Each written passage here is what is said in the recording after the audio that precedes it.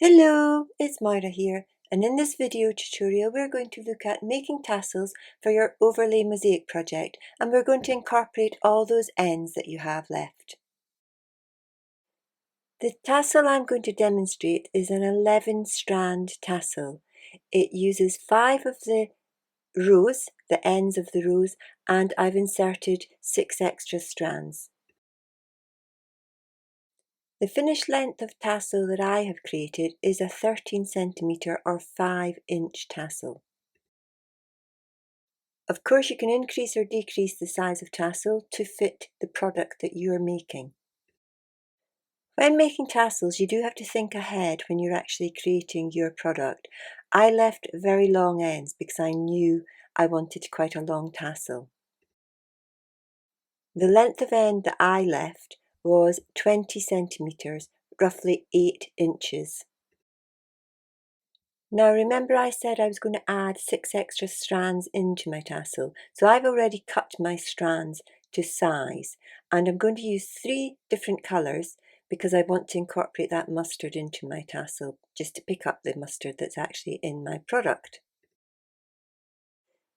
3 strands make 6 strands because we fold them over, so it doubles the amount of strands we're going to use. So that gives us our 6 strands to add into our tassel to make our 11 strand tassel.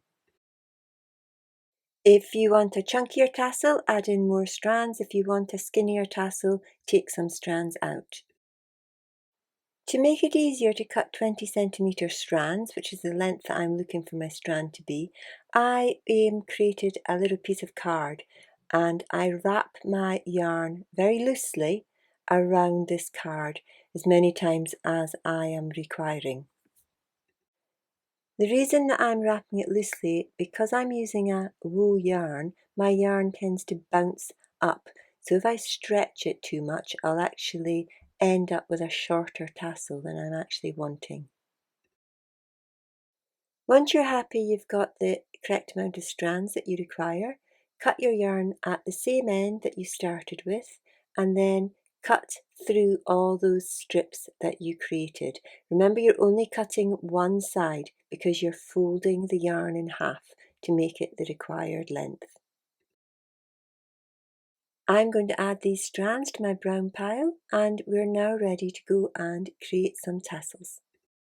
To help make the tassels, I'm using a fairly small hook because it has a sharp point, and this enables me to actually get through the stitch easily. I'm starting at the right hand side of my blanket to make my tassel, and I said my tassels were going to be 11 strands. However, the first tassel is not going to be 11 strands. I'm only going to use 4 of these strands. And added with my 6 new strands, that'll give me a 10 strand tassel at the edge. The reason I'm using a smaller strand rather than the 5 strands is because when you actually use 5 strands, it pulls the tassel in from the corner, from the edge, and I want it to sit at the edge.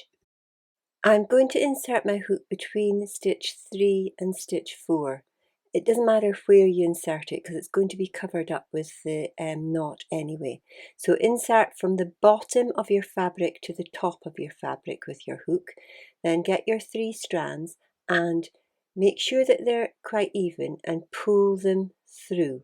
So you can just pull them quite tight to pull them through, and then just pull them through. There you go. So you've got your 3 strands pulled through and fixed in position. This part's really important. You've got to make sure that your strands are all lined up with each other. So all those edges are lined up with each other for all 6 edges. So I make sure all the 6 edges are lined up, that there's no unevenness of them. And then when I've got them all lined up, I pull them taut. So you can see by pulling them taut, I've now made sure that the strands, both sides of them, are the same length. I'm then looking for my 2 strands that are attached to my rows at the right hand side. Then you've got the 6 in the centre, the new ones, and then the 2 from the left hand side. I twist all 10 strands together, and then I put them round my 2 fingers and pull through with an overhand knot. The reason I twist it, it just makes it easier to pull the overhand knot through. Make sure your knot goes right to the top, slide it right up to the top, and in my case I've actually slid it over the edge there, but that's not a problem because I can slide it back down. There we go, and now I can tighten it, and that's my first tassel created. We're now ready to make the second tassel, and this time it is going to be an 11 strand tassel. So I'm getting 5 strands sorted out and moving the other ones out of the way. There's my 5 strands, and this time I'm inserting my hook in the center strand, in the third strand. So just as we did before, we're going to come up from the bottom of the stitch and go through to the top of the stitch. Doesn't matter where in that center strand, it can be anywhere. And then we're ready to add our 6 new strands. I've got my 3 strands to pull through. Make them taut and pull them through just like we did before. And remember, the important part now that we've got the strands through is making sure that those ends are all lined up with each other, all 6 of them, not just 3 of them, all 6 of them are lined up, so that we can then pull them to make sure that they actually sit evenly within the actual stitch. That's them all nicely lined up. I'm just going to pull so that's them all nicely and even. I'm going to get my 2 strands from the right. I then have my center strand and my 2 strands from the left. Again, like what I did before, put a little twist in it over my 2 fingers to create my overhand knot, and then pull all the strands through and tighten the knot. Push the knot up to the top before you tighten it. Make sure that it's actually sitting properly in position before you get it tight. And there's 2 tassels done. I'm now going to continue and create all the other tassels. So again, insert your hook from the bottom, pull your strands through, make sure they're all even, pull them taut, get your 5 other strands, twist and pull through with your overhand knot. And that way you'll get nice even tassels all the way along your blanket.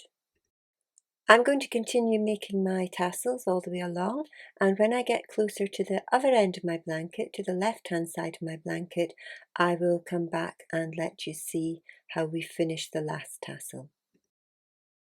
So I'm just towards the end now, so I've got another 5 there, and then I've got another 8 strands left. So I'm going to work that 5 there as normal, and then we're going to deal with this 8 strands that we've got left in a minute. So that's the third from the end strand done. I've now got 8 strands left. Because I've got 8 strands left, I'm going to use 5 of them as normal to make a tassel, and then use the last 3 and insert 4 strands, which gives me 8 when they're doubled over, and that gives me an 11 strand tassel for the very end. So I'm just going to go and create this second last tassel with my 11 strands as usual. So I'm now ready to create this last tassel. There's my 3 strands that I've got left. I'm adding in an extra brown strand because I've got 2 white strands and no brown strands in there. I'm going to insert my hook into the center, the second stitch, because that's the center of the 3. It's a bit tight. And I'm now pulling through 4 strands this time instead of 3. And we're going to make sure all of these strands, all the ends, start at the same point, which is why I'm gathering all 4 ends together here. I'm going to now find the other 4 ends and do exactly the same and gather those together too. Once I'm happy that my ends are all even and the same height, I can now pull those 8 strands and make it a little bit tighter. I'm now going to take the 3 strands and put them together with the 8 strands and make my tassel as I've been doing. Again, make sure that you push that knotted section up to the top. And now that's my tassel border complete. What I've got to do now is actually cut all the uneven ends because they're all a little bit uneven at the moment. I used 2 strips of masking tape to hold my tassels in place. The first strip, which you've got there, is really just holding the tassels in place for me. The second strip of masking tape is the tape that I actually will be using as my guide to cut my tassels to the right length. And to cut my tassels to the correct length, I use my proper sewing scissors that I cut my fabrics with. Using that bottom line of masking tape as my guide, I'm going to very carefully and very slowly cut up the whole length of the tassel border. I promise I really did do it slowly. When I'm happy that the tassels have all been trimmed to the same length, I can then remove the masking tape. If your tassels are like mine and they're a bit bendy and a bit wavy, you can actually block them. And to block them is just the same as any other blocking, just wet them and then wait for them to dry. I wet them and then just pulled them straight, and you can see the difference that it makes once you've blocked your tassels. They are nice and straight now. Thank you for watching this video tutorial, and I hope you make many more tassels for your various projects. And if you want to find more of Daisy Knots patterns, you can find them in either my web store or my Ravelry store. Thank you.